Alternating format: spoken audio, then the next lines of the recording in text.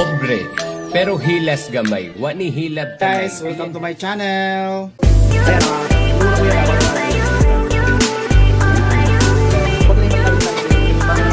Talagay natin yung ano, bawang.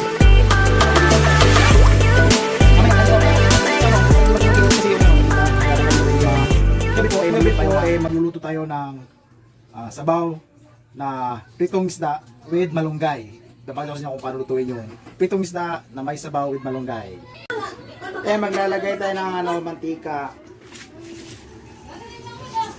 Para gigisa mo natin yung bawang at saka sibuyas.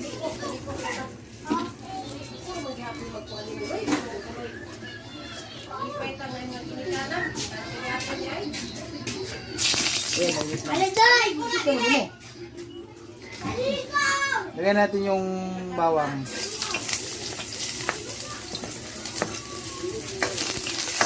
Gigisa mo natin yung mga spices.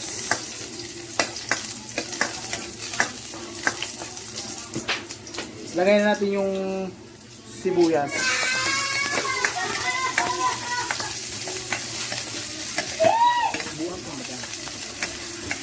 Ayan, bango na.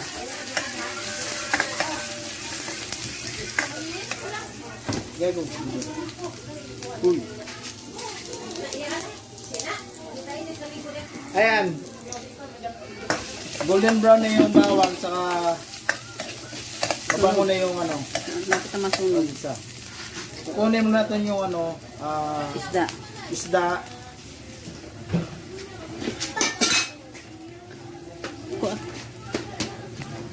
Hi, Pan. Ayan. Ayan. Malinis ang kamay. Sundag ko pa, sundag may. Yung maliliit lang pala. Ay, hindi. Ayan, konti lang kasi lalagyan naman natin ng sabaw.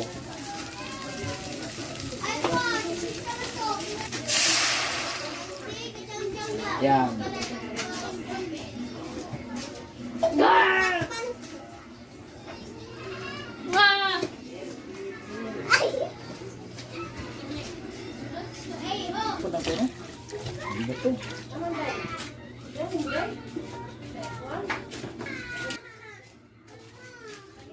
Sige na asin.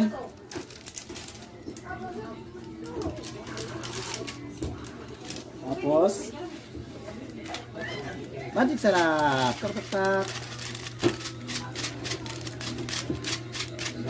Tak. Tak. Ang magic sarap.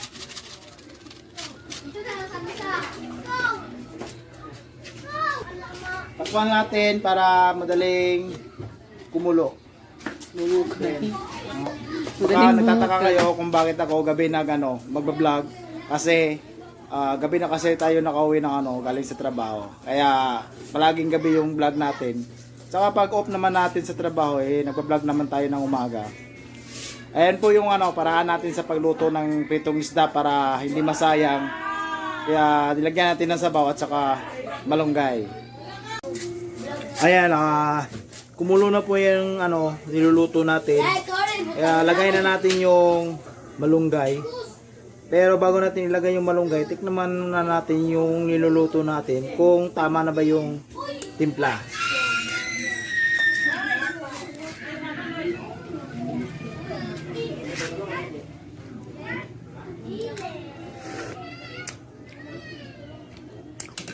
Yan, kung kulang ng asin, maglagay tayo ng asin. Nakakuha na tayo ng asin. Ayan. Lagay na natin. Tapos lagay na natin yung malunggay. Kunin na natin yung malunggay. Ayan. Ito yung malunggay. Hinugasan pala namin kasi may mga alikabok. Kaya hinugasan namin. Lagay yung malunggay. Ayan.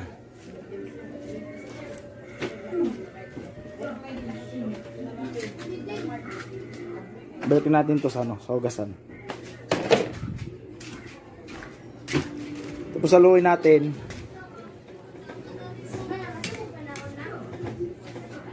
Sayanan natin maluto yung malunggay.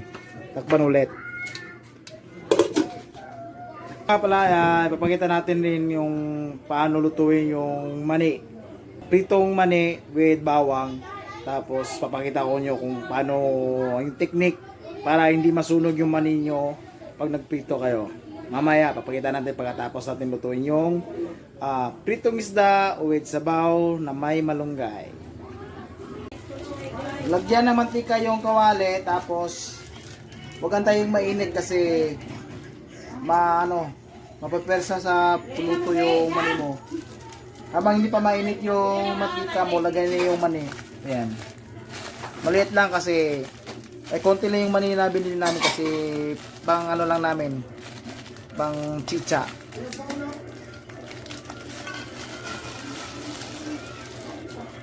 Ayan. Tapos halu-haluin lang. Ayan.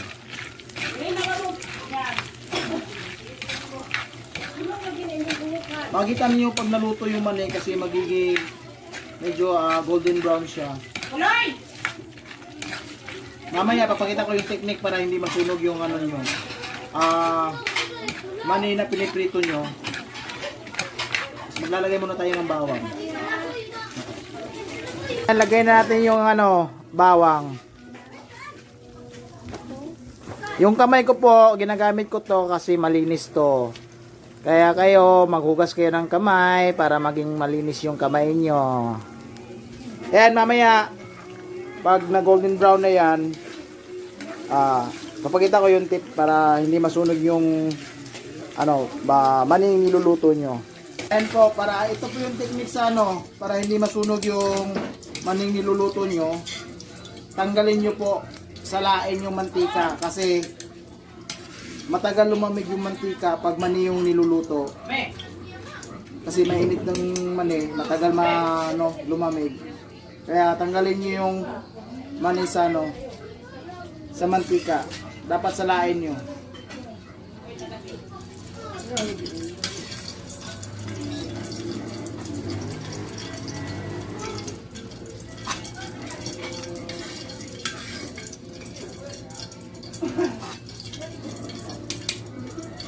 Ayan. Mainit kasi yung mantika, kaya tanggalin nyo para hindi magiging tutong yung mani nyo.